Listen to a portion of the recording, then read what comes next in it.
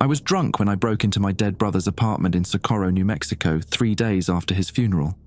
Not falling down drunk, just enough tequila to quiet the part of my brain that kept asking why a NASA astrophysicist would eat his service pistol in a bathtub. Owen never gave me his spare key, but I knew where he hid it, inside the fake rock by his patio, the same brand our mum used before the stroke took her. His place smelled like burnt coffee and unwashed sheets. The TV was still on, muted, playing some nature documentary about deep-sea creatures that never see sunlight. His laptop sat open on the kitchen counter, screen dark but still warm. I touched the trackpad. The screen flashed white, then filled with a video file time-stamped December 2nd, 2024. No password prompt, like he'd left it waiting for someone. The footage showed the Event Horizon Telescope's observation room. I recognized the layout from Owen's video calls. 12 researchers crowded around monitors, their faces lit by screens displaying the supermassive black hole M87 star. Someone was crying. Someone else was laughing, that high-pitched sound people make when their mind is trying to reboot. "It's coming out," a voice said off camera, Owen's voice. "Christ, it's not falling in, it's coming out." The black hole on the monitor birthed something, a structure of crystalline geometry that unfolded from the event horizon like, I don't know, like watching a building assemble itself in reverse, every beam and joint appearing in defiance of sequence. The structure grew to encompass the entire black hole within 17 minutes. Then it began to drain it. The timestamp overlay showed the black hole's mass decreasing in real time, numbers scrolling down like a gas station pump running backwards. Someone vomited in the background of the video. "James Webb's picking up the same signature everywhere," Owen said, his voice stripped of inflection. "Every black hole. They're all growing these harvesters, all at once, across billions of light years, simultaneously." The video cut to a different screen, this one showing a gamma-ray telescope feed. Text burned itself across the display in letters that seemed to pulse. Cultivated universe cycle 847 approaching terminal phase. All remaining singularities must be harvested before dimensional collapse. Biological contamination in Sector J, 227 designated for recycling. Processing begins in 60 days. Molecular disassembly will be swift. Your matter will contribute to the next cycle. The camera swung wildly, showing Owen's face for just a moment. His eyes were different, not scared, empty, like someone had reached inside and scooped out everything that made him my brother. "They're farming us," he whispered. "We're the mold growing on the crop." The video ended. I sat in his kitchen, the laptop screen reflecting my face, and realized I'd stopped breathing sometime during the last minute. Outside, Socorro was asleep, normal, unaware. The laptop's files folder contained 847 more videos. I clicked on the second one. The second video showed Owen's colleague, a guy named Tobias Lund, stumbling through what looked like the Very Large Array facility in New Mexico, those massive radio dishes scattered across the desert like white flowers. Tobias was bleeding from his nose, talking to the camera while driving. "December 3rd, 2:47 a.m. Owen, if you're watching this, I'm sorry, I'm so fucking sorry." His hands shook on the wheel. Blood dripped onto his shirt. The gamma ray message, it wasn't just text. There was embedded data, a schematic. When our brains processed it, when we saw it, it changed something. Neural pathways rewiring in real time. I can feel them, new structures growing in my head like mold on bread. He wiped his nose, smearing red across his cheek. "I can see the math now, the actual math, the equations that describe how they're doing it. It's beautiful. God, Owen, it's so beautiful I want to claw my eyes out." The video corrupted, pixelated, then cut to black. I watched 17 more files.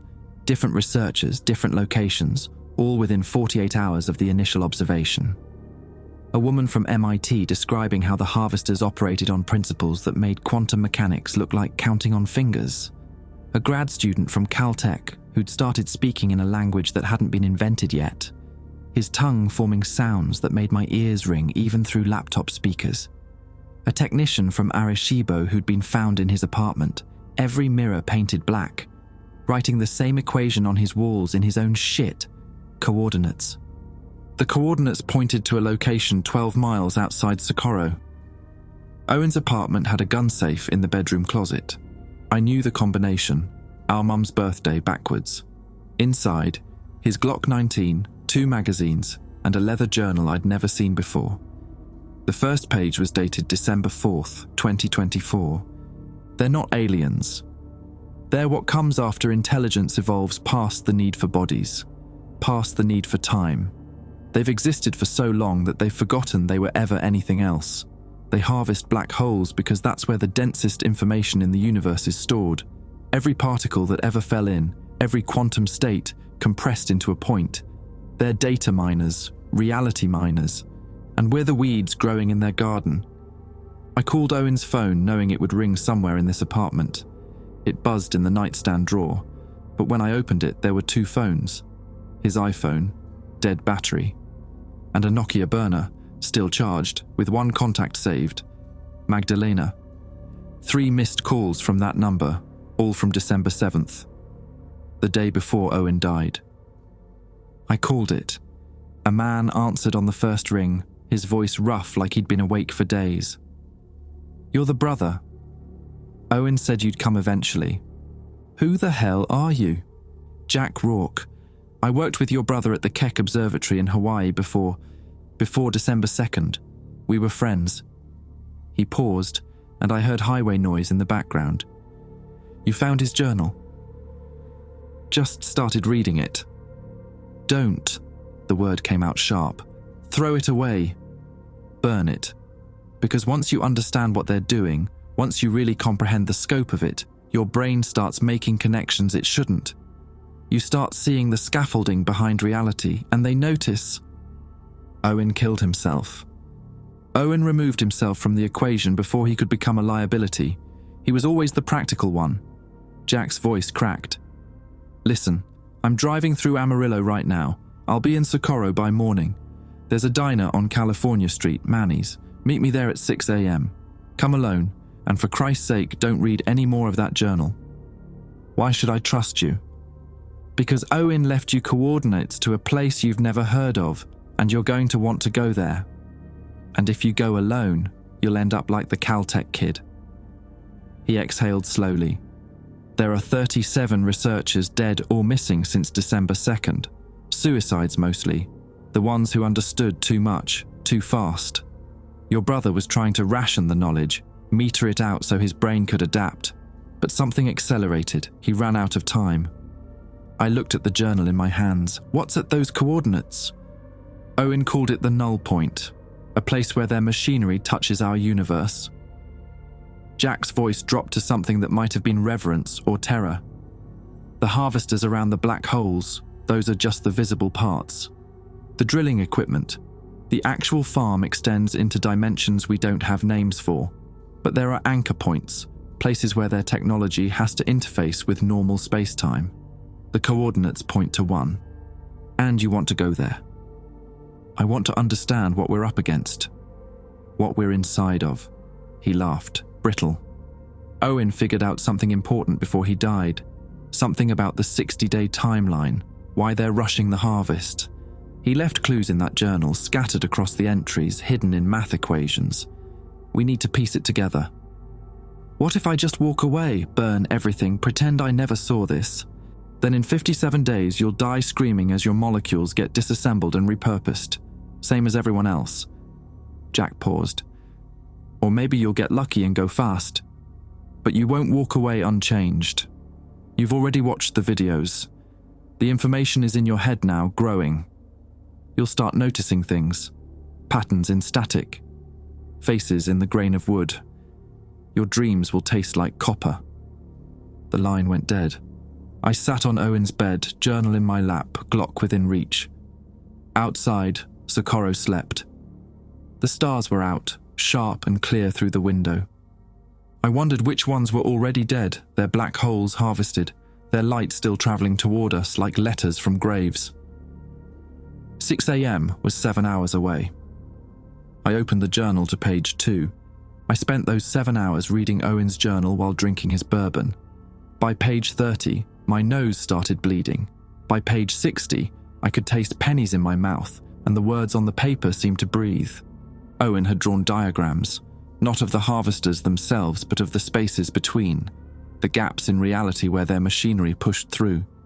He'd written equations that made my vision swim, then crossed them out and rewritten them in different symbolic languages I'd never seen. Some pages were burnt at the edges, like he'd held them over a flame and changed his mind. One entry, dated December 6th, just said, "They're not harvesting the black holes, they're harvesting what's inside them. Every consciousness that ever fell past an event horizon, preserved in quantum superposition. Trillions of souls compressed and pickled. We're not the weeds, we're the fermentation." I made it to Manny's diner at 5:47 a.m., the Glock tucked in my waistband, journal in my backpack. The place was empty except for a line cook and a man sitting in the back booth who looked like he hadn't slept since the Bush administration. Jack Rourke had Owen's eyes, that specific shade of exhaustion that comes from understanding something you wish you didn't. He was maybe 40, with the kind of lean build that came from forgetting to eat.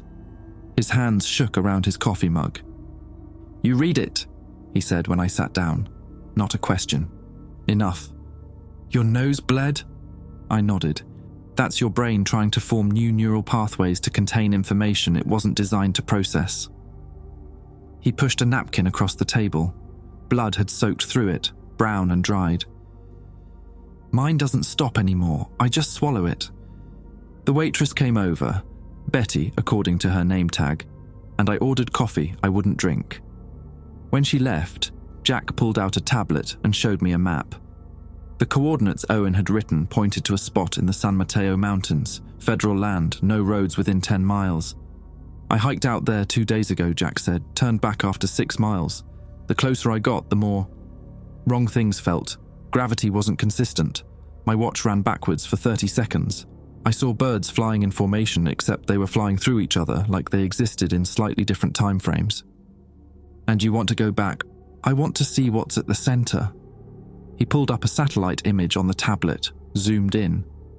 The location showed a perfect circle of dead vegetation, maybe 200 yards in diameter. This appeared on December 2nd, same day as the first harvester observation. NASA flagged it as a sensor glitch. Owen knew better. I slid Owen's journal across the table. Page 83, he talks about anchor points, places where their machinery has to stabilize against our physics, like tent pegs holding down reality. Jack opened the journal with the reverence of someone handling a loaded gun.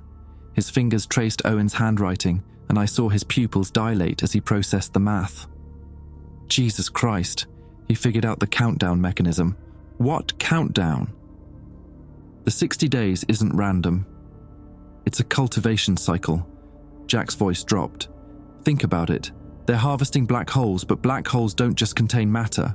They contain information, compressed time, every possible quantum state of everything that fell in.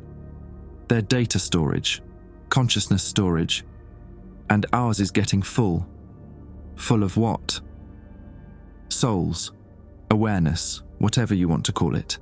Every sapient being that ever lived and died near a black hole gets preserved in the quantum foam at the event horizon. Billions of years of accumulated consciousness, all stored in superpositional states. He tapped the journal. Owen theorized they're not destroying us. They're harvesting us early before we hit the black hole naturally, getting the crop before it spoils. I thought about Owen in his bathtub, the gun. He could have explained this, could have warned people. Who'd believe him? Besides, mass panic wouldn't change anything.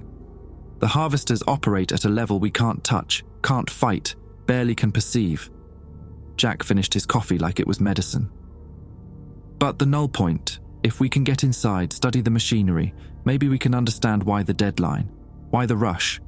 Owen wrote that something's wrong with their schedule. They're panicking. Things that can harvest black holes don't panic. Then they're reacting to something worse. We left the diner at sunrise. Jack's truck was a beaten Ford Ranger that smelled like cigarettes and old fast food. He drove us out past the abandoned copper mines, past the places where cellular service died, into the mountains where the pines grew thick and the air tasted thin.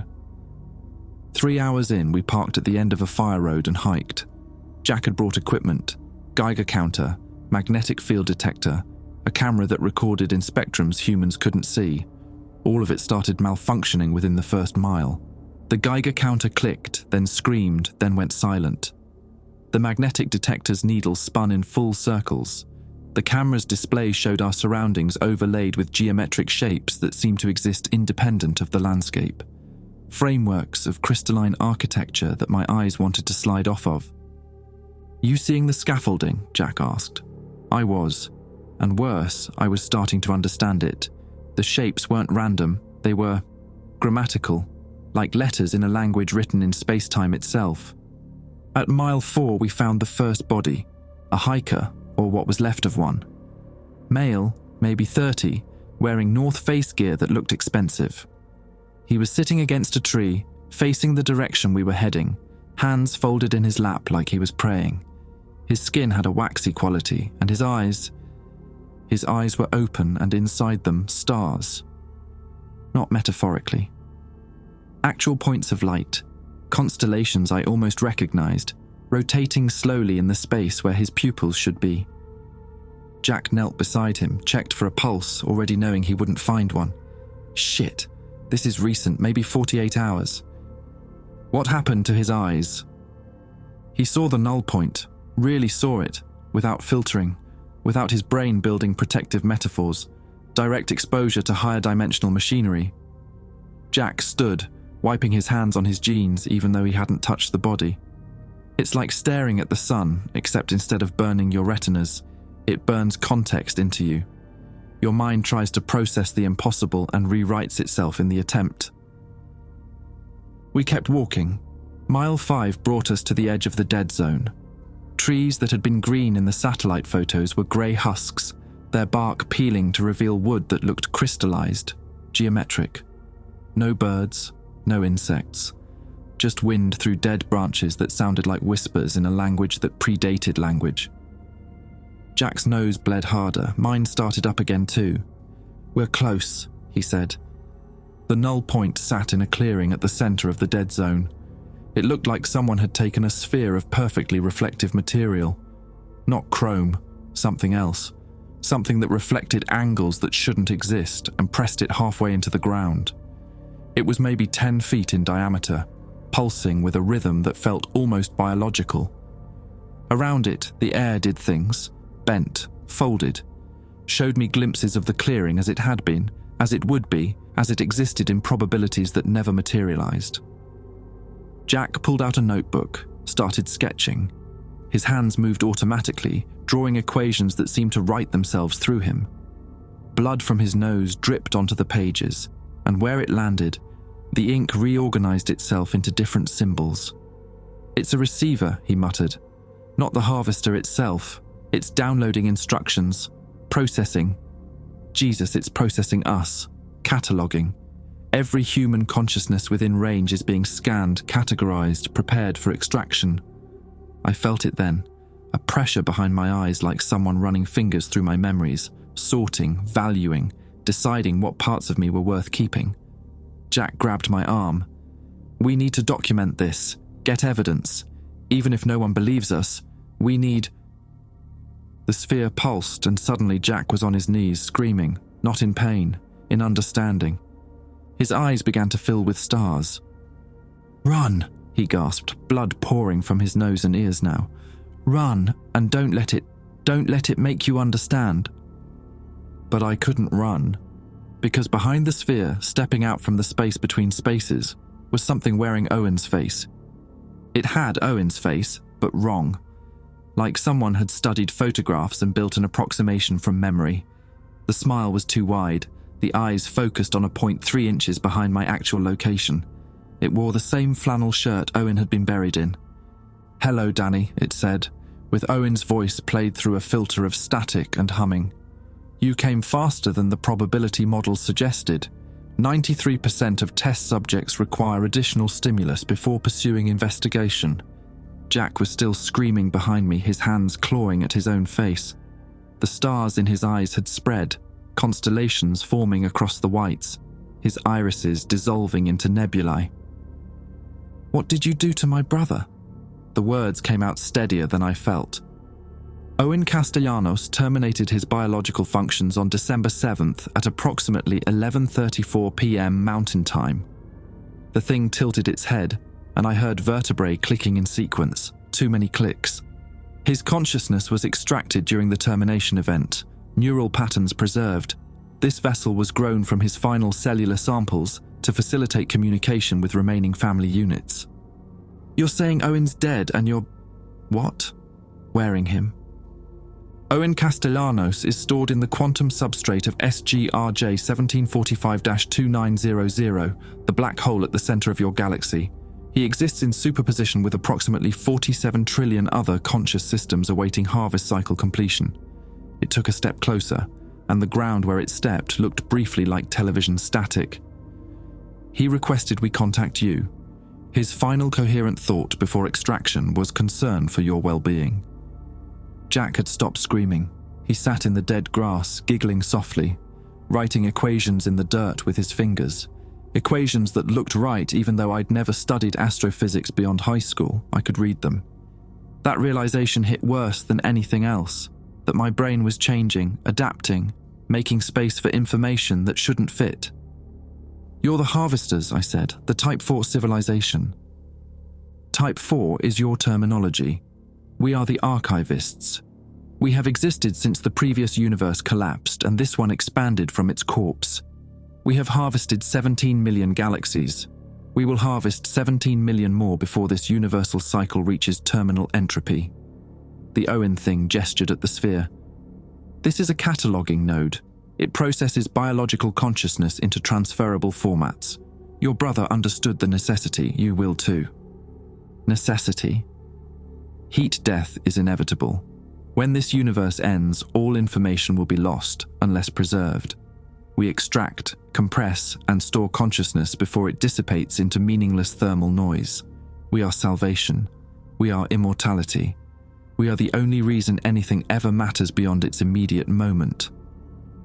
Jack laughed harder, blood bubbling from his mouth. They think they're saving us. Oh God, Danny, they think they're the good guys. The Owen thing regarded Jack with what might have been curiosity. Subject Rourke has achieved 7% comprehension. Neurological damage is within acceptable parameters. He will be a useful addition to the archive. Fuck your archive, I said and pulled the Glock. I fired 3 times center mass. The bullets passed through the Owen thing like it was smoke, tore into the sphere behind it. Where they impacted, the surface rippled, and for a moment I saw through it. Saw the actual machinery underneath, frameworks of folded dimensions and compressed space-time, architecture that existed in angles my eyes couldn't follow. The Owen thing sighed. Violence is statistically common at this stage. Biological species experience distress when confronted with existential powerlessness. It raised one hand, and suddenly I couldn't move. Not paralyzed, I just stopped being able to remember how to tell my muscles to work. Your brother anticipated this. He left instructions. From behind the sphere, something else emerged. Another version of Owen and another, 7 of them, total, each slightly different. Different ages, different expressions, different wounds. One had the entry wound from his suicide, the back of his skull a dark crater. One was older, grey-haired, dressed in clothes that looked futuristic. One was younger, maybe 20, with scars across his face I'd never seen. We pulled these from the probability matrices, the first Owen said. Alternate iterations of Owen Castellanos extracted from parallel quantum states. He exists in multiple configurations simultaneously within the archive. These are his other selves, brought here to convince you. The youngest Owen spoke, voice hoarse. Danny, listen. I know how this looks, but they're not lying about the universe ending. I've seen the thermal death projections. Every star will burn out. Every black hole will evaporate. Nothing will remain unless it's stored somewhere outside normal space-time. Shut up, I said. You're not my brother. I am, the grey-haired Owen said. I'm the version of him that didn't kill himself. That lived another 30 years trying to find a way to fight them. I failed. There is no fight. They've been doing this since before Earth formed. They'll be doing it after the last proton decays. The Owen with the head wound stepped closer and I could smell gunpowder and copper. I'm the one you knew. The one who called you drunk at 2 a.m. to talk about Mum. The one who broke his collarbone teaching you to ride a bike." His eyes were wet. "I pulled the trigger because I couldn't stand knowing what was coming and being powerless to stop it. But I was wrong, Danny. There's one thing we can do." "What?" "We can choose to preserve what we love instead of letting it dissolve into nothing." He reached out, and even though I knew he wasn't real, wasn't solid, his hand felt warm on my shoulder. "The harvesters will take you anyway. But if you cooperate, if you let them scan you willingly, they'll prioritize your neural patterns, keep you coherent. Otherwise, you're just raw data, scrambled with everyone else, conscious but formless for eternity. An itch that can't be scratched." Jack had stopped laughing. He was crying now, staring at his hands like they belonged to someone else. "It's already inside me," he whispered. "I can feel it cataloging. It's reading my memories like files in a directory. It knows about my daughter, about the time I cheated on my wife, about the kid I hit with my car in college and never reported." He looked at me, stars swirling in his eyes. "Danny, it knows everything and it doesn't judge. It just files it away, forever." The first Owen thing gestured and suddenly I could move again. My muscles remembered themselves slowly, like waking from anesthesia. "You have approximately 54 days remaining before full harvest commences," it said. "You may spend this time in denial, or you may spend it preparing." Your brother prepared. He spent his final days documenting the process, leaving breadcrumbs for other researchers, trying to make the transition easier for those who came after. "Why?" my voice cracked. "Why tell us at all? Why not just take us?" Informed consciousness stores more efficiently than panicked consciousness. Terror creates data corruption. We prefer subjects who understand. The 7 Owens spoke in unison now, their voices layering into harmony. "We are offering you the same choice we offered him. Cooperation grants you coherence. Resistance grants you dissolution." I thought about Owen in the bathtub, the gun, the way he'd left his laptop open, files ready, knowing I'd come. "He didn't cooperate," I said. "He killed himself instead." All 7 Owens smiled the same sad smile. "No, he cooperated by removing himself before his panic could corrupt his neural scan. Suicide while calm produces cleaner data than death by molecular disassembly. He chose coherence through self-termination, the most rational choice available." Jack stood on shaking legs, walked toward the sphere like a sleepwalker. "I can see it now, the whole archive. Trillions of minds, all stored, all conscious, all existing simultaneously in compressed quantum states. It's..." He turned back to me and his face held an expression I couldn't name. Not peace, something else. Acceptance of the unacceptable. "It's not torture, Danny. It's not pain. It's just being, forever, unchanging. A museum of souls." "Jack, don't..." But he was already touching the sphere. His body didn't dissolve, it just stopped mattering. One moment he was solid flesh, the next he was... information. I could see through him, see the data flowing from his brain into the sphere in streams of light that looked almost beautiful. He gasped once, and I heard layered within that gasp the voices of thousands of other people, all saying the same thing in different languages. "Thank you for your contribution to the archive." Then Jack was gone. His body collapsed like an empty suit, skin deflating, bones turning to grey powder. What was left looked like a shed exoskeleton. The 7 Owens watched me with identical expressions. 54 days, they said together. Choose coherence or choose chaos, but choose knowing there is no escape. They stepped backward into nothing, and the sphere pulsed once, twice, then went dormant. I stood alone in the dead clearing, surrounded by grey trees and Jack's empty skin, my nose bleeding rivers, my brain expanding to contain mathematics that proved we'd already lost. Owen's journal was still in my backpack. I pulled it out and flipped to the last page he'd written. His handwriting was shaky, desperate. "If you're reading this, you've met them.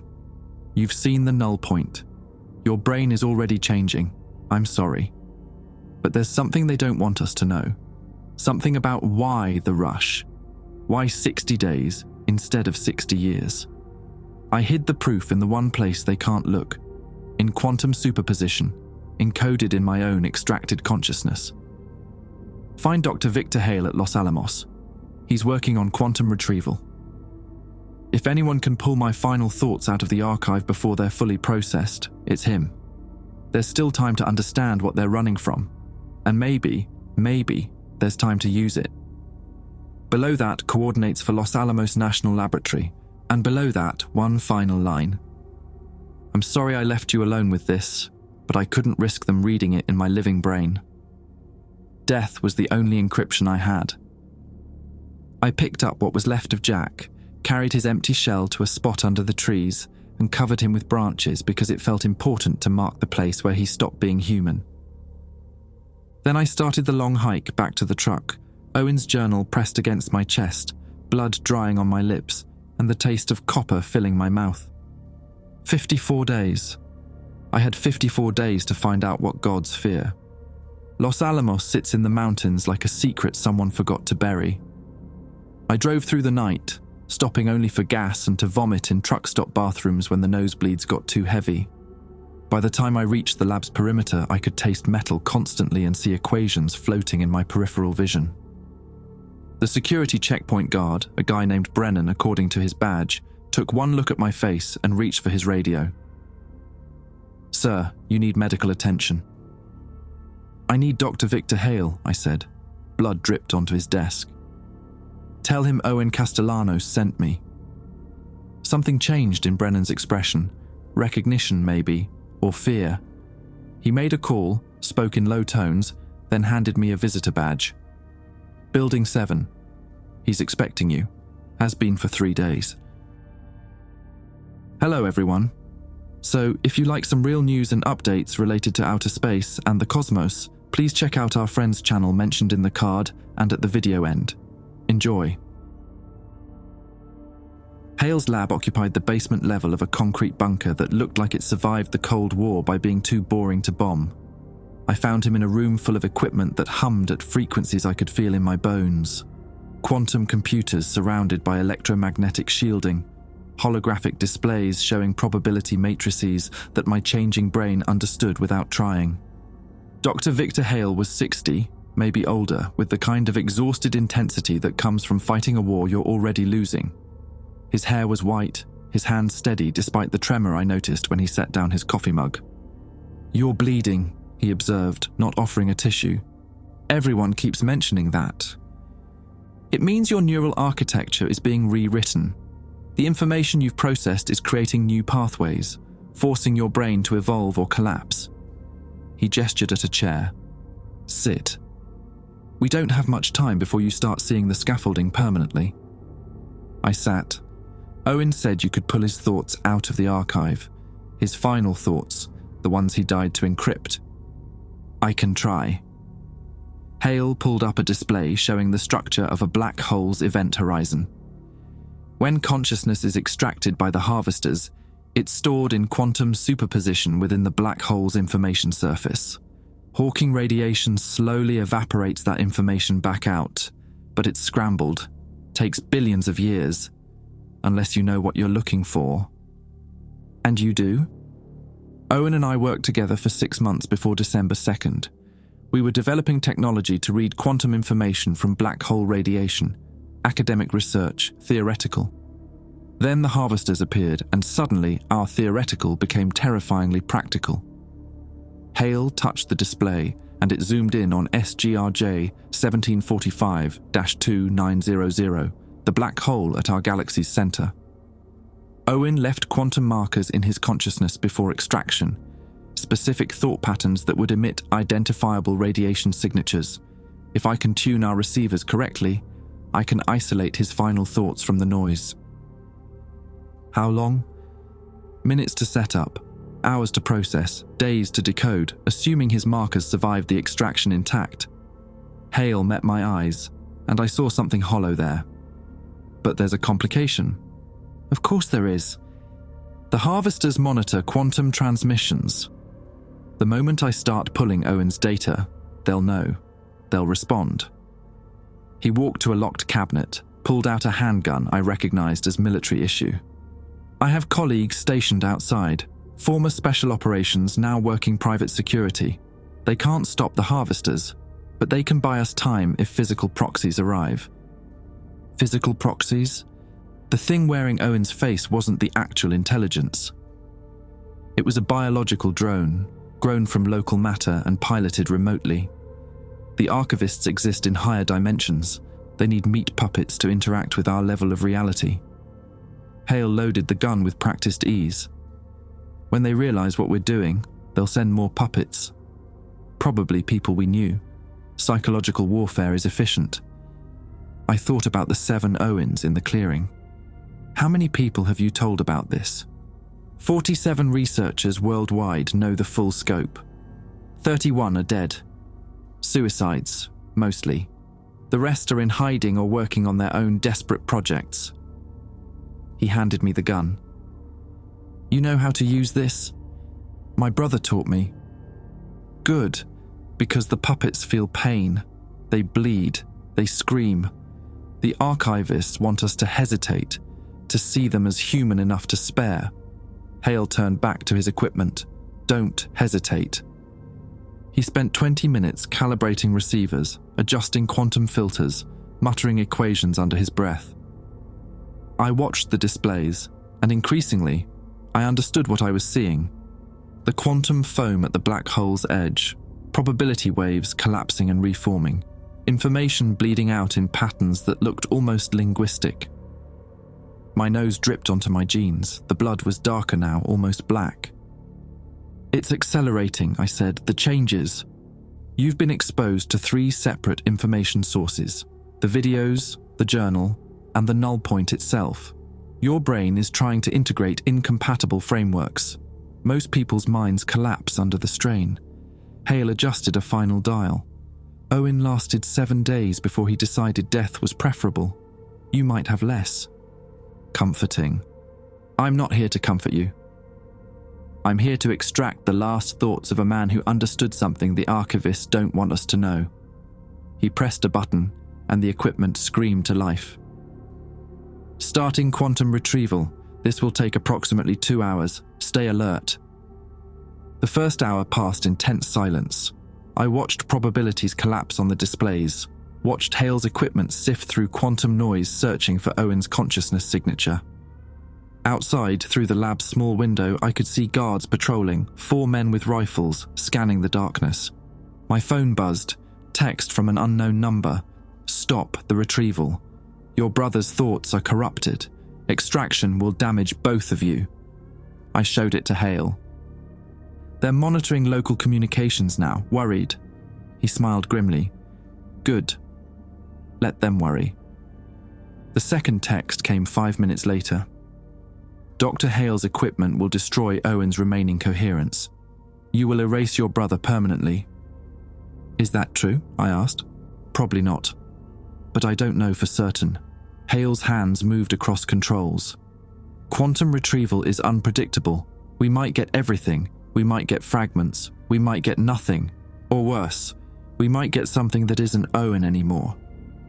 What's worse than nothing? Information that's been in the archive long enough to start merging with other consciousness patterns. Your brother mixed with strangers, his memories bleeding into theirs, creating hybrid thoughts that belong to no one. Hale's voice dropped. I've retrieved corrupted data before. The screaming, even through quantum foam, through billions of years of probability collapse, I heard screaming. Outside, one of the guards fired his rifle. We both turned to the window.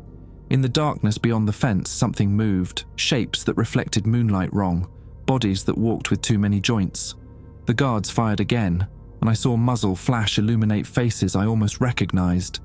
Researchers I'd seen in Owen's videos, dead people walking. They're here, Hale said calmly. Danny, I need you to hold them off for 47 minutes. That's how long until Owen's data finishes downloading. Can you do that? I checked the gun, 15 rounds.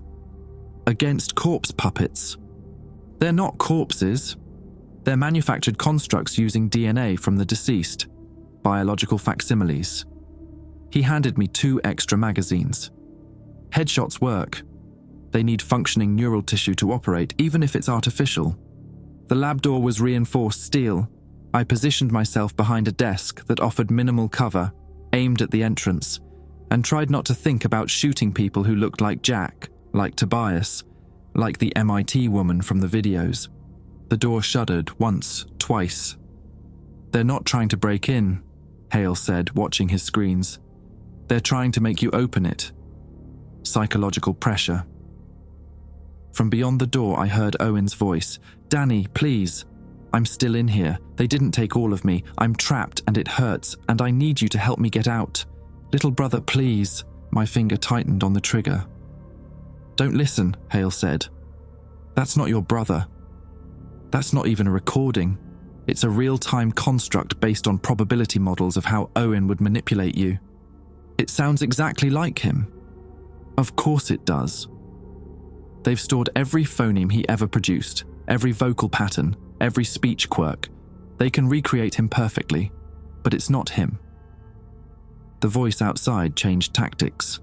"Dr. Hale, this is Director Moss from the National Security Council. You're engaging in unauthorized quantum experiments that pose a threat to..." Hale shot the speaker mounted above the door. Sparks rained down. 39 minutes, he said, then we'll know what Owen died to tell us." On the displays, I watched data streaming in. Quantum information resolving from probability into coherence, thoughts crystallizing from cosmic static, and buried in the cascade of numbers and symbols, I saw words beginning to form. They're not harvesters, they're refugees, and what they're running from is... The display went dead. Every screen in the lab went black simultaneously. And in the darkness, I heard breathing that came from directions that shouldn't exist. The breathing came from above, below, and sideways simultaneously. Directions my brain couldn't map onto 3-dimensional space. Emergency lighting kicked in, bathing the lab in red that made everything look like a developing photograph of hell. Hale was at the backup terminal, fingers flying across keys. "They cut main power, but the quantum batteries are still active. I can finish the download if you buy me 8 minutes." 8 minutes against what? My answer came through the walls. Not breaking through, just stepping out of the concrete like it was a curtain. 3 figures materialized. Owen, Jack, and a third person I didn't recognize at first. Then I did. Dr. Tobias Lund, the man from the second video, the one who'd driven through New Mexico bleeding from his nose. But these weren't the crude biological puppets that had attacked the guards outside. These were perfect. They breathed naturally, blinked at human intervals, and when Owen spoke, his voice had all the micro-inflections I'd memorized from childhood. "We gave you a choice," Owen said, "coherence or chaos. You chose chaos." I aimed the gun at his chest, hand shaking. "You're not my brother. I am every version of your brother simultaneously. The one who lived, the one who died, the one who could have been. We pulled him from quantum superposition and reconstituted him here to convince you one final time." Owen's eyes held genuine sadness. "Danny, Dr. Hale isn't trying to save you. He's trying to weaponize Owen's final thoughts, to reverse engineer our technology and use it against us." I glanced at Hale. He didn't deny it. "Is that true?" "Partially," Hale kept typing. "I want to understand their technology, yes, but not to fight them. We can't. I want to understand what they're running from." Jack stepped closer, his movements too fluid. "We're not running. We're preserving." "Bullshit," Hale said without looking up. "You're harvesting ahead of schedule, 60 days instead of 60 millennia. You're panicking, and Owen figured out why before he died." Tobias spoke for the first time, his voice layered with harmonics. "Dr. Hale has extracted classified information through illegal quantum interception. He must terminate this activity or face immediate dissolution." "Go fuck yourself," Hale said conversationally. 6 minutes, Danny." I fired. The bullet passed through Owen's forehead, exited the back of his skull in a spray of something that looked like crystallized light. He stumbled backward, and for a moment I saw through the wound, saw the machinery inside, frameworks of folded space-time wearing flesh like a disguise. Then he smiled. Pain response subroutines activated, Owen said, blood running down his face from a wound that wasn't closing. This body is experiencing termination, switching to secondary vessel. He collapsed, and behind him another Owen stepped out of the wall, fresh, undamaged, wearing the same sad expression. We can do this infinitely, the new Owen said. Every version of us you destroy, we'll replace with another. There are millions of your brother in the archive, Danny. Millions of iterations pulled from probability. We can wear his face until you run out of bullets or sanity. I fired again, and again. Each shot put down an Owen puppet, and each time, a new one emerged from impossible space. 4, 5, 6 corpses piled on the floor, all bleeding that crystalline ichor, all staring at me with dying eyes. The magazine clicked empty. 4 minutes, Hale said. His voice had changed, strain showing through the calm.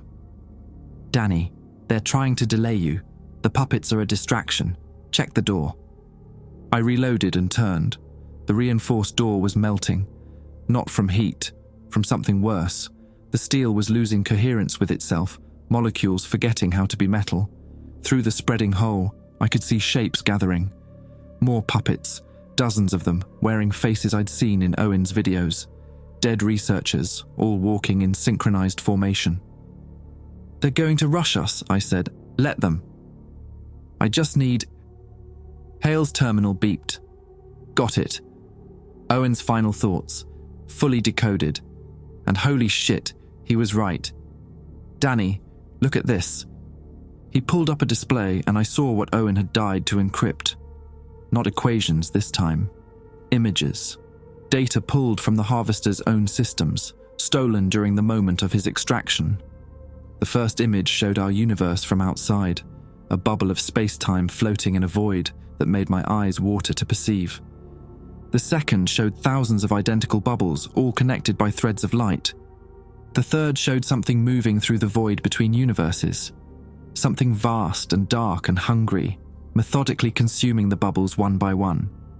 A predator that fed on entire realities. The archivists aren't just preserving consciousness, Hale said, his voice shaking. They're evacuating it. Our universe is being eaten by something from outside the multiverse, an entropy wave that dissolves space-time itself. They're not rushing the harvest because they're cruel. They're rushing because our universe has maybe 3 months left before that thing reaches us. On the display, I watched the predator thing consume another universe bubble. Where it touched, reality simply ceased. No explosion, no collapse, just absence. And inside the dying universe, I could see civilizations trying to escape, whole galaxies attempting to flee, all of them failing as the walls of their reality dissolved. The 60-day deadline isn't about harvesting crops, I said, understanding flooding my changing brain. It's about evacuating a burning building. Yes, the archivists harvest us, compress our consciousness, and store it in black holes because black holes are the only structures that can survive universe death. When our space-time gets eaten, the information inside black holes will remain floating in the void, waiting for the next universe to form. Hale pulled up more data. Owen discovered something else. This has happened before, hundreds of times. The archivists themselves are refugees from previous universes, beings that got harvested by their own archivists, stored and reconstituted in this universal cycle. They're trying to save us the same way someone saved them. The door collapsed completely, puppets poured through, and I started firing. Headshots, center mass didn't matter, they kept coming. I dropped 3, 5, 8, and each one I killed revealed the crystalline machinery underneath, the scaffolding that wore meat as camouflage. 2 minutes, Hale shouted over the gunfire. I'm uploading Owen's data to every astronomical database on the planet. If we die, at least other researchers will know the truth. One of the puppets grabbed my arm, Tobias's face, mouth open in a silent scream. I pressed the gun against his temple and fired. His head came apart in geometric fragments that clattered on the floor like glass. Another puppet, wearing Jack's face, tackled me. We hit the ground hard and he pinned my arms with strength that wasn't human. Subject Castellanos must cease resistance. Evacuation is mandatory. All biological consciousness will be extracted with or without cooperation. I headbutted him. Felt his nose break with a wet crunch that shouldn't have satisfied me, but did. "Fuck your evacuation," I gasped. Behind me, Hale made a sound. Half gasp, half sob. I threw Jack Puppet off and turned to see why. The backup terminal screen showed Owen, not a puppet. The actual Owen, or what remained of him, his consciousness pulled from the archive, temporarily reconstituted in digital space. His face was fragmenting, pieces of him bleeding into other minds, memories that weren't his showing through like double-exposed film. "Danny," Owen said, his voice distorting, "I don't have long.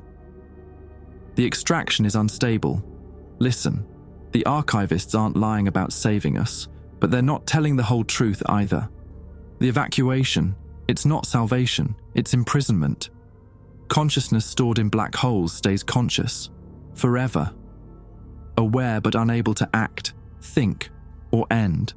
Trillions of minds suspended in perfect hell, waiting for a universe that might never come. Owen -- there's another option. One they don't want you to know." His image glitched, showed me glimpses of the others stored with him, fragments of Tobias, of Jack, of thousands of strangers all screaming in quantum harmony. The entropy wave that's eating our universe, it doesn't destroy consciousness. It transforms it, frees it from matter. Everyone it touches becomes part of it, becomes the wave itself, immortal, unlimited, genuinely free. Hale grabbed my shoulder. "Owen, that's insane. You're talking about willing extinction." "I'm talking about choosing how we die." Owen's image stabilized for just a moment and I saw my brother clearly. The real him, underneath all the corruption. The archivists chose imprisonment over transformation. That's their right. But we deserve the same choice. To be archived forever or to become something new when the wave hits. The puppet army had stopped advancing. They stood frozen, watching the screen, listening to Owen's final testimony. 53 days until the wave arrives, Owen said. The archivists will force extract everyone before then. Lock all human consciousness in black hole prisons before we have a chance to choose. Danny, you need to stop them, not fight them, you can't, but slow them down. Give humanity time to decide for themselves, archive or transformation. How? I asked. The null points. They're vulnerable. Physical anchors they need to process extraction at scale. Destroy enough of them and the harvest slows down. Maybe slows enough that some people survive until the wave hits. Until they can make the choice themselves. Owen's image began to break apart, dissolving into static. I left locations of 17 null points in my journal, coded in the margins. You just had to know where to look. I'm sorry, little brother. I'm sorry I left you with impossible. The screen went black. The puppets collapsed simultaneously, their controls severed. Crystalline scaffolding cracked and shattered, leaving empty skin suits crumpled across the floor. Hale and I stood in the wreckage, breathing hard, covered in blood and ichor that smelled like ozone and burnt sugar. He gave us a mission, Hale said quietly. Sabotage the harvest. Give people a choice. Against things that can step through walls and rewrite reality? I laughed, tasted blood. We're two guys with guns and declining mental stability. We're two guys who know where the null points are. Hale pulled out Owen's journal from my backpack, started examining the margins under blacklight. Equations appeared, coordinates hidden in the negative space between handwritten lines. 17 targets. We destroy one per day, we buy humanity time to learn the truth and choose. And if we're wrong? If Owen's corrupted data is lying? Then we die trying to give people freedom. Hale met my eyes. Better than dying as crops. Outside, sirens wailed. The facility's emergency response had finally arrived, too late to matter. I picked up my gun, reloaded with the last magazine. 53 days until the universe ended, 17 null points to destroy, and somewhere beyond our reality, something vast and dark, and possibly our only true salvation closing in. Okay, I said, let's go break the harvest. We destroyed the first null point in Wyoming with thermite charges and improvised explosives Hale built from hardware store chemicals. The sphere screamed when it died, not sound, but something that bypassed ears entirely and carved itself directly into the meat of my brain. When the smoke cleared, the dead zone around it had expanded by 30 yards. Every living thing within that radius crystallized into geometric fragments. That was 4 days ago. Now we were in Nevada, approaching null point number 6, and the archivists were adapting. "They've fortified this one," Hale said, peering through binoculars from our position on a ridge overlooking the site. Below, in a valley that used to be Bureau of Land Management territory, the null point sat inside a perimeter of those crystalline structures. Smaller versions of the harvesters we'd seen on the black holes, each about the size of a car, arranged in a protective circle. And between them, people. Not puppets. Actual humans, maybe 40 of them, camping around the null point like pilgrims at a shrine. I could see tents, campfires, someone playing guitar. What the fuck? I lowered my own binoculars. Word's gotten out. Hale's data dump reached the public. Conspiracy forums, fringe science sites, places where truth and delusion blur together. Hale's voice was bitter. Some people heard about the entropy wave and the choice between archive and transformation, and they chose the archive. They want to be harvested? Think about it from their perspective. The world's ending in 50 days. Option 1, dissolve into some cosmic entity you can't comprehend, losing everything that makes you yourself. Option 2, get preserved exactly as you are, consciousness intact, with the promise of resurrection in the next universe. Hale packed the binoculars. If you're desperate enough, scared enough, option 2 sounds like heaven. Owen said it's eternal imprisonment. Owen's data was corrupted and fragmentary. We don't know for certain what archive storage feels like. Maybe the archivists are telling the truth about it being a sanctuary. Hale started down the ridge. Doesn't matter. If enough null points stay active, they'll extract everyone before the wave arrives. Nobody gets the choice. We hiked down under the cover of darkness, thermite charges in our packs, weapons that felt increasingly useless against machinery that could fold dimensions. The pilgrims had built their camp in concentric circles around the null point, and as we got closer, I could hear them talking. "My daughter's only 7, she deserves a chance at another life. Read the testimonies online, people who've touched the spheres say it's peaceful. Doesn't matter if we can't move or think properly, at least we'll still exist." Hale and I crept through the sagebrush until we were 50 yards from the perimeter, close enough to see faces in the firelight, close enough to recognize one of them, Kyle Durst, my mum's physical therapist from before she died. He'd helped her through 6 months of stroke recovery, driven her to appointments when Owen and I couldn't get time off work. Good guy, human guy, not a puppet or construct. "Shit," I whispered, "I know him." "Then you understand the problem." Hale assembled the detonator. "We can't blow the null point without killing them. The blast radius, even if they survive the explosion, the cascade when the sphere dies will crystallize everything within 100 yards. So we wait for them to leave. They're not leaving. This is a death cult that thinks it's a salvation movement." Hale's hands shook as he connected wires. "We've destroyed 5 null points. The archivists learned.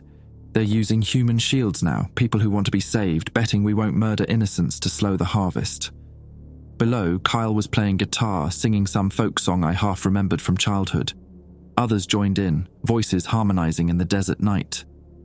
"There are 16 other null points," I said. "We skip this one, hit the others." "Every active null point can process 10,000 consciousnesses per day. This one stays active another week. That's 70,000 people extracted without choosing." Hale met my eyes in the darkness. Owen died to give humanity a choice. How many unwilling extractions are we willing to accept to avoid killing 40 volunteers? I didn't have an answer. The decision got made for us 5 minutes later when someone screamed. We looked down to see one of the pilgrims, a young guy, maybe 25, stumbling toward the null point. His friends tried to stop him, but he shoved them off with strength that wasn't his, eyes already filling with that telltale starlight. "It's calling me," he shouted. "Can't you hear it?" It's singing all the songs we've forgotten, all the names we used to have, and if I just touch it, I'll remember everything." He lunged at the sphere. His friends tackled him, held him down as he thrashed and screamed. And in that moment, I understood. The null points weren't passive. They were active recruitment tools, broadcasting signals that infected nearby minds, created converts through neural manipulation. These people hadn't chosen the archive freely. They'd been programmed to want it. "Now?" Hale asked. "Now." We moved fast, planted charges at 3 points around the perimeter while the pilgrims dealt with their infected friend. Hale worked with the efficiency of someone who'd done this 5 times before. I kept watch, gun ready, waiting for puppets to emerge from the crystalline structures. They didn't come. But something else did. The null point pulsed. And suddenly I was somewhere else. Not physically. My body stayed crouched in the sagebrush. But my consciousness split, showed me a different place. A bedroom I recognized, my childhood room in Socorro, posters on the walls, dinosaur sheets on the bed, Owen sitting on the floor playing with action figures, 7 years old, laughing about something I'd just said. "Remember this?" Owen's voice came from everywhere and nowhere. Summer of 1997. Best summer of our lives. Mom was healthy, Dad hadn't left yet, and we had the whole world ahead of us. I tried to close my eyes, but I was already inside the memory. This isn't real.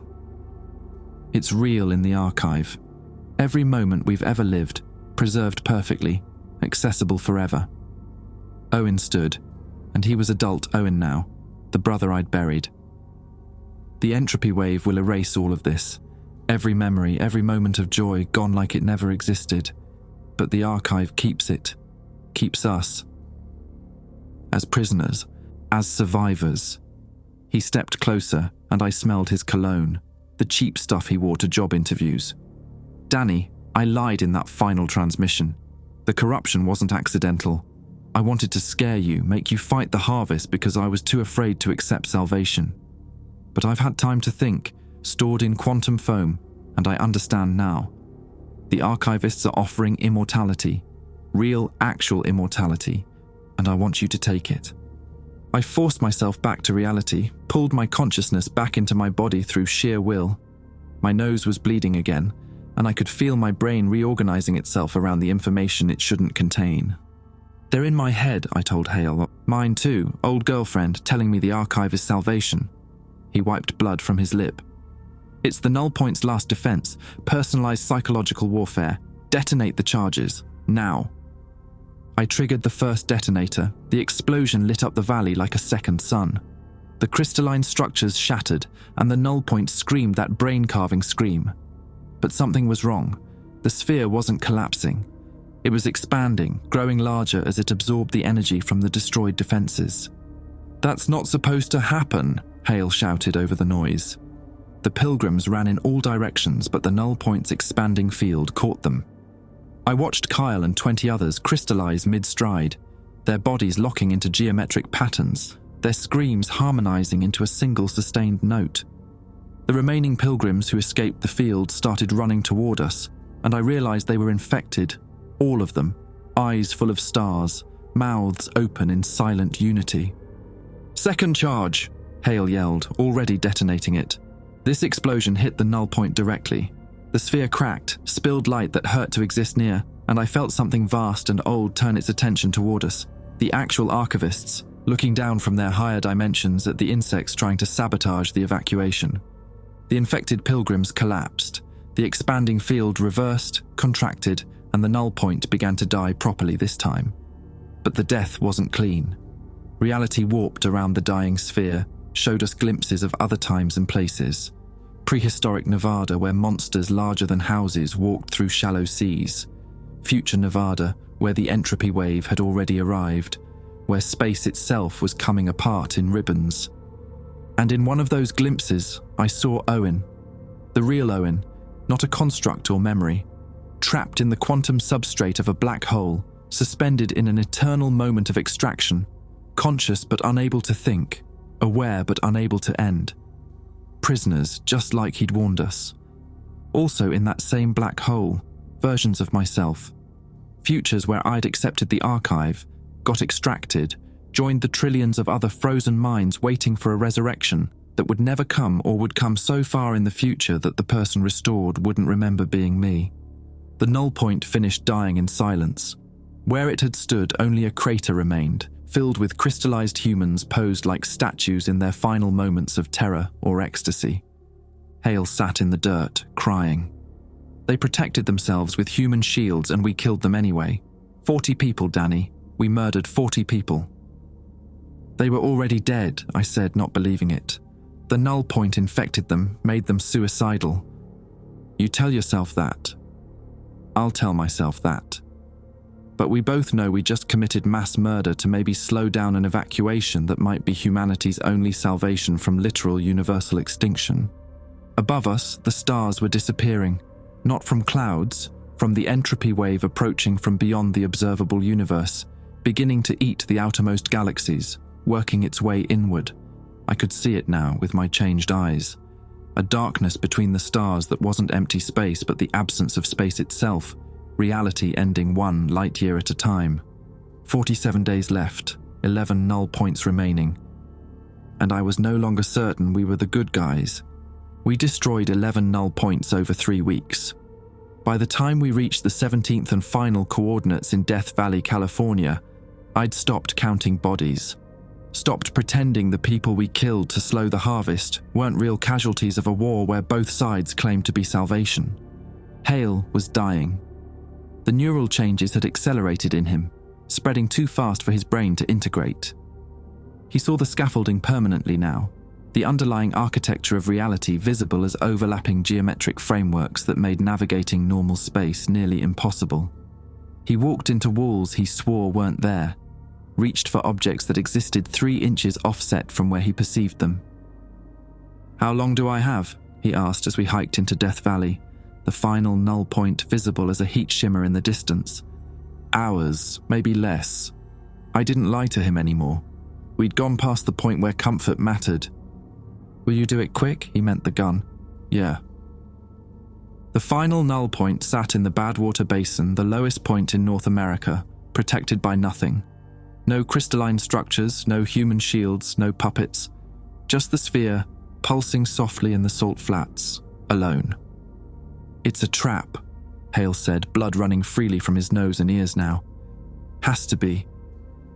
We approached anyway, weapons ready, thermite charges armed. The heat was brutal. 116 degrees even though it was late afternoon, the sun turning the basin into a frying pan. Salt crust crunched under our boots. The sphere waited. When we got within 50 yards, it spoke, not with sound, with direct neural transmission, words appearing in my head fully formed. "Welcome, Danny Castellanos. You have exceeded probability models. 17 null points destroyed. Harvest operations delayed by 14 days. Impressive for biological organisms with degrading neural architecture. Where are you?" I shouted at the empty air. "Everywhere, nowhere. We exist in substrates beyond your dimensional perception." The voice felt ancient, tired. "But we have devoted processing power to manifesting here, in this lowest place, to offer final negotiation." The air folded and suddenly 7 figures stood between us and the sphere. Not Owen this time. 7 versions of me, pulled from probability matrices.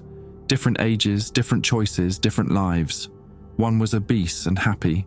One was scarred and military. One was old and dignified. One was dead-eyed and hollow, track marks on his arms.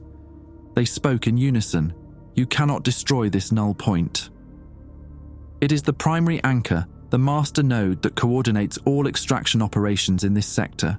Destroying it would cascade across the network, collapse the remaining infrastructure and leave 6 billion humans unprocessed when the entropy wave arrives in 23 days. "Good," I said. "You misunderstand. Unprocessed humans will experience transformation by the wave. You believe transformation is liberation. You are incorrect." The military me stepped forward. We monitored the wave's approach for 17 cycles. We observed 300 billion consciousnesses get transformed by it. Would you like to see what transformation actually means? Before I could refuse, my vision exploded with information.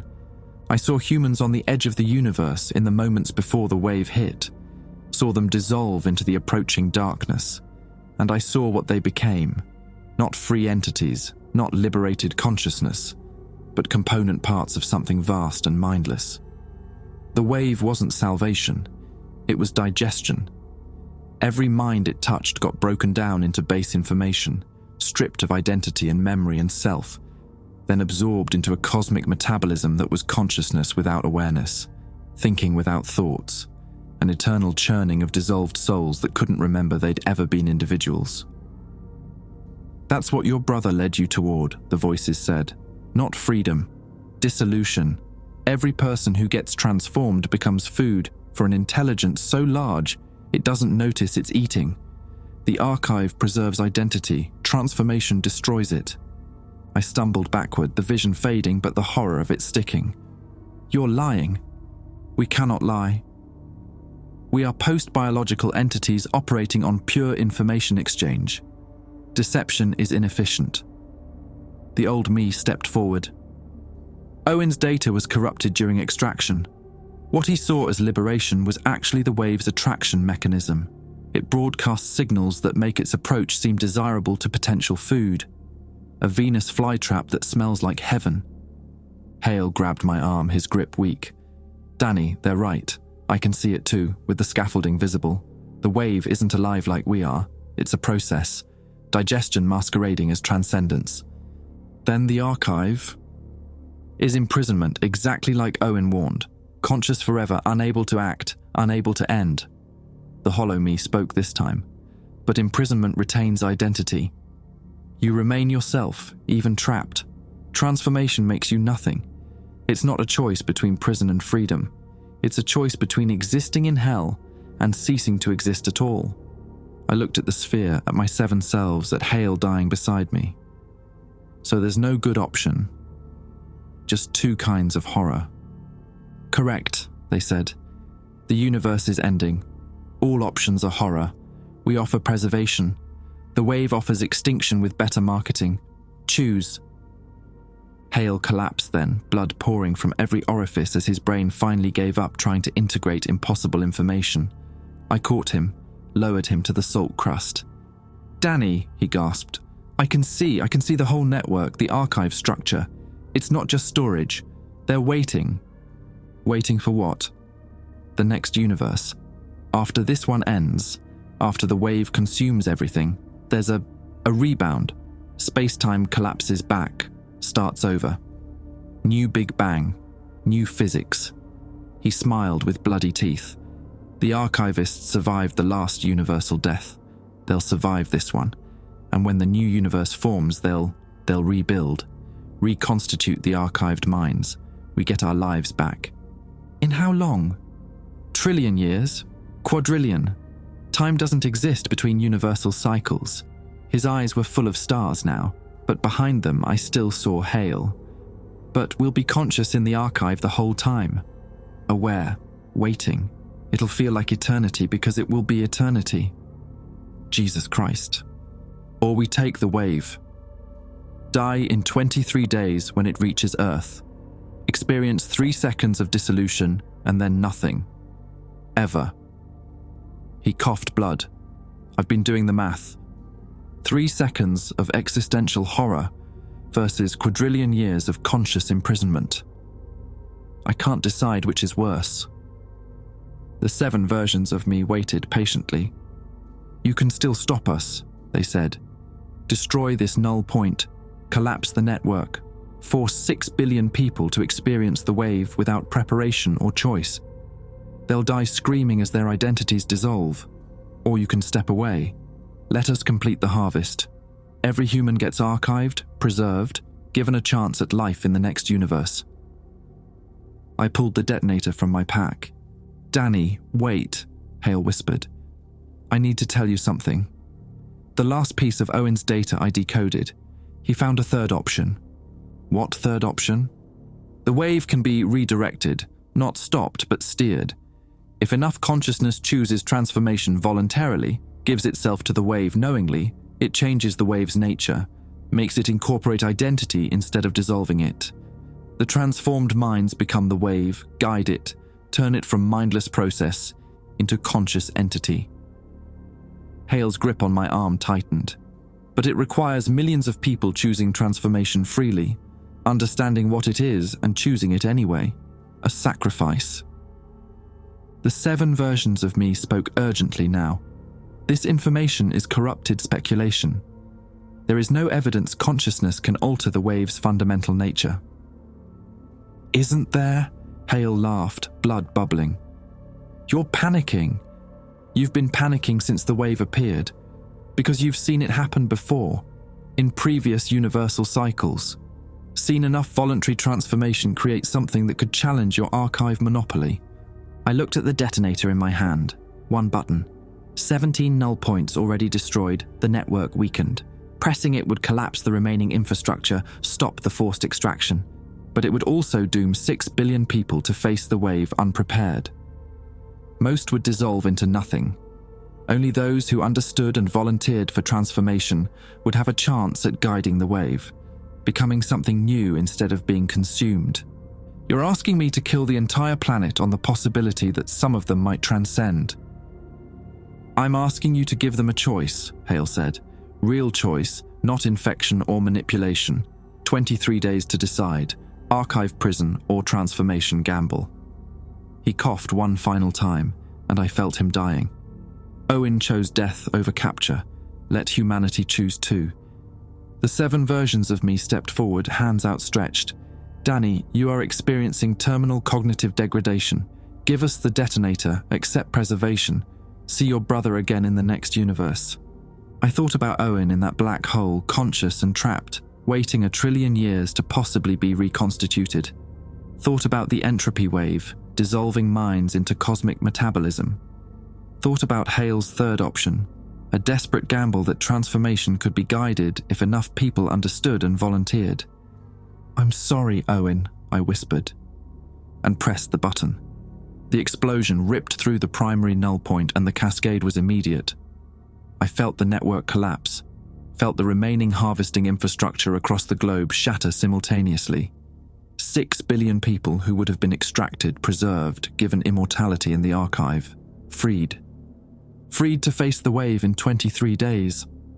The 7 versions of me screamed in unified horror, "You've murdered your species." Maybe I had. Or maybe I'd given them the one thing the archivists couldn't offer, the right to choose their own ending. Hale died smiling, stars in his eyes, and I held him until the light faded. The world didn't end with screaming, it ended with people making choices. I'm sitting on the roof of Owen's apartment in Socorro, watching the entropy wave consume the sky. It's been 23 days since I destroyed the harvesting network. 23 days of humanity learning the truth, fighting over what it meant, and ultimately deciding. 3 billion people volunteered for transformation. They gathered in designated zones, football stadiums, open fields, beaches, holding hands with strangers, singing songs I didn't know, preparing to dissolve into something they hoped would be greater than themselves. Hale's gamble, Owen's secret option. 2 billion refused both choices, decided that if death was coming anyway, they'd die as themselves, on their own terms. I understand them. They're the ones drinking on rooftops, fucking one last time, telling their kids they love them while pretending there's still tomorrow. 1 billion got extracted before I collapsed the network. They're stored in black holes now, conscious and imprisoned, waiting out eternity for a resurrection that might come in 1 trillion years or never. The archivist sent 1 final transmission before withdrawing. You have doomed your species to extinction. We will not return. Good. My brain stopped bleeding 2 days ago. The neural changes plateaued, leaving me able to see the scaffolding permanently, but functional enough to walk and talk and make shitty coffee. I've been reading Owen's journal again, the parts I'd skipped before, and I found something on the last page, written in the margins, so small I needed a magnifying glass. If you're reading this after making the choice I think you made, I'm proud of you. Scared for you, but proud. We're about to become something new, or nothing. But at least we went out choosing. The wave is close now. I can see it consuming the atmosphere, reality peeling away in strips like old wallpaper. The people in the transformation zones are starting to dissolve, but it's different than I expected. They're not screaming, they're laughing, crying, singing in languages that don't exist yet. And I can see them remaining conscious as they merge, see their identities bleeding together but not disappearing, becoming something collective that contains all of them simultaneously. Hale was right.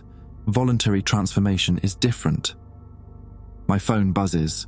Texts from the transformation zones, sent by people whose bodies are already halfway gone. We can see everything we are, everyone we are, beautiful we are. The messages cut off as the wave reaches Socorro. I stand up, and the wind smells like ozone and dying starlight. In the distance, I see others on rooftops, in parking lots, in the streets, the ones who chose to die as individuals. We wave at each other, strangers acknowledging the end. The wave took my breath away, and for a moment I feel myself dissolving. My memories spreading out, my identity fragmenting, Danny Castellanos coming apart into base information. Then something pulls me back together. The 3 billion who volunteered, they're in the wave, guiding it, reshaping the metabolism into something that can hold consciousness instead of destroying it. I feel them reaching out, feel millions of hands made of transformed awareness catching me as I fall. You can join us, they say, or we can let you go. Both are valid, both are honored. I think about Owen trapped in his black hole prison, waiting forever. I think about the 2 billion who chose individual death. I think about what it means to be human when humanity itself is ending. And I let go of my name, my memories, myself. Not because I have to, but because I choose to. The wave accepts me, and I become part of something that was never possible when we were separate. The universe ends, and we begin.